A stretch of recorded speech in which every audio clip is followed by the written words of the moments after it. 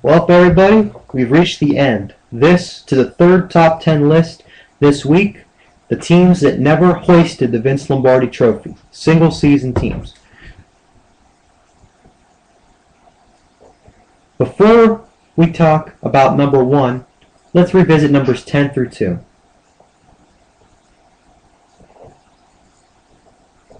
Number 10 on the list,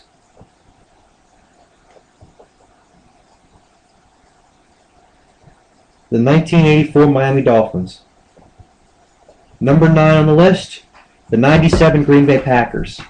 Number 8, the 1990 Buffalo Bills. Number 7, the 2001 St. Louis Rams. Number 6, the 1992 San Francisco 49ers. Number 5, the 1976 Pittsburgh Steelers. Number 4, the 1983 Washington Redskins. Number 3, the 1998 Minnesota Vikings. Number 2, the 1968 Baltimore Colts. And finally, number 1, the 2007 New England Patriots. Seriously, what other team can you put at number 1 on this list? What other team has the credentials in a regular season and a playoff run that this team does? Losing Super Bowl 42 to the New York Giants 17-14 on a touchdown with 35 seconds to play broke a lot of hearts, but hell, we should revisit this team. They might have been the greatest team to ever play the game. Just one game they just couldn't win. Some numbers from that team. 3 NFL records that year were set. Tom Brady threw 50 touchdown passes. Randy Moss caught 23 of them. Randy Moss, that name's familiar. High-powered offenses and Randy Moss, they seem to have something in common. And 589 points scored, NFL record. This team won their games. Most of them before halftime. It was just mind-boggling. They would just how many points they would score in a game. This team averaged 36.8 points per game. Some teams barely hit 36 points a game in one game in a season, and this team averages that. The largest point differential in league history, 315 points, aka 19.7. And the team finished the regular season 16-0. Did not lose in the regular season. But then came the playoffs. Compared to the regular season form, not convincing wins over the Jaguars and the Chargers were then followed by a loss to the New York Giants. Now you can say whatever you want about this team. This team was loaded.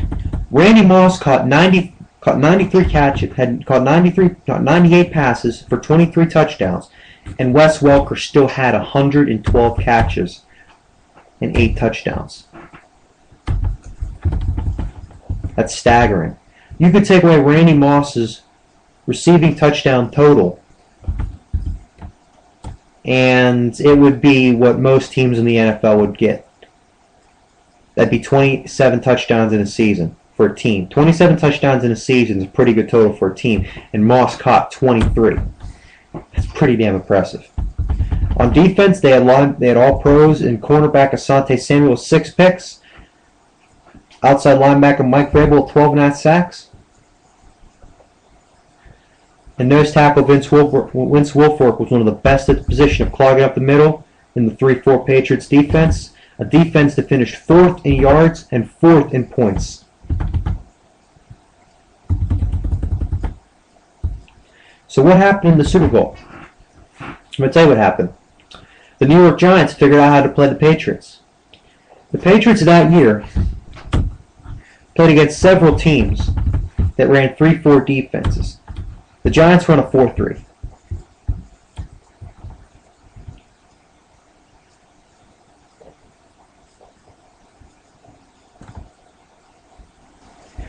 The Patriots played 10 games prior to the Super Bowl against a 3-4 defense.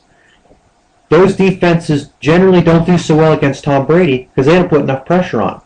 If that year, if Brady could step up in the pocket, he was going to find the receiver and he was going to burn you. The teams that did better against him were 4-3 teams, like Indianapolis, like Philadelphia, like New York Giants. Teams that could put pressure on him at the point of attack and not let him step up. And in the Super Bowl, the Giants did that. The pass rush the Giants had, led by defensive end Michael Strahan and other linemen Justin Takanosi-Minora, they knew if they don't get to Tom Brady, they don't win the football game. So they knew they had to. In that Super Bowl, Brady was sacked 5 times. The most he'd been sacked by far all year. The 14-point favorite Patriots, they were surprised that the Giants came out to play. But that day, a young quarterback came of age in the final drive. Eli Manning, the 4th-year quarterback for the Giants, led a late touchdown drive, culminating in a pass to Plexico Burress in the end zone with 35 seconds left to take the lead for good. Nobody saw this game coming. Nobody saw. Everybody that predicted the game and knew football thought the Patriots would blow them out by 2 or 3 touchdowns. I thought the Pats would win. I didn't think they'd lose the way that they did, and I didn't think that they'd win big. I thought it would be a close game. It was a close game. I just had the wrong team winning. To be honest, what killed this Patriots team, it's not really much what the Giants did. It's the fact that the Patriots in that game, were so emotionally inside every one of those guys, so afraid of losing a game that they lost it. They didn't go for a lot of the plays they did in the regular season when they had the ability to do so because they were tight. They were nervous.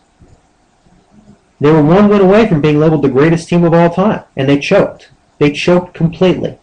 The biggest meltdown in Super Bowl history. It's not so much that that they had a meltdown. It was the perfect. If you hated the Patriots, that's the way you want to see them lose.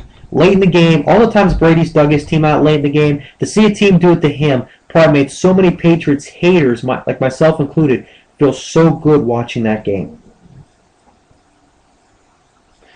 What happened in that game again? The Giants' 4-3 defensive line, which had 5 or 6 guys in that team that were very, very capable, very, very versatile, playing 2 or 3 positions on that line, and very, very good at generating pass rush and putting pressure on Brady.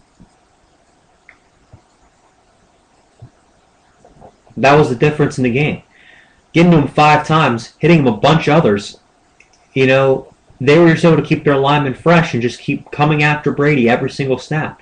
He didn't look near as comfortable as they did in the regular season. And even when he did look comfortable, the Patriots were so tight from the pressure of being undefeated that they didn't go for the plays that they normally did in that football game. That was an incredible game. It was my pick on Monday for the greatest game in Super Bowl history.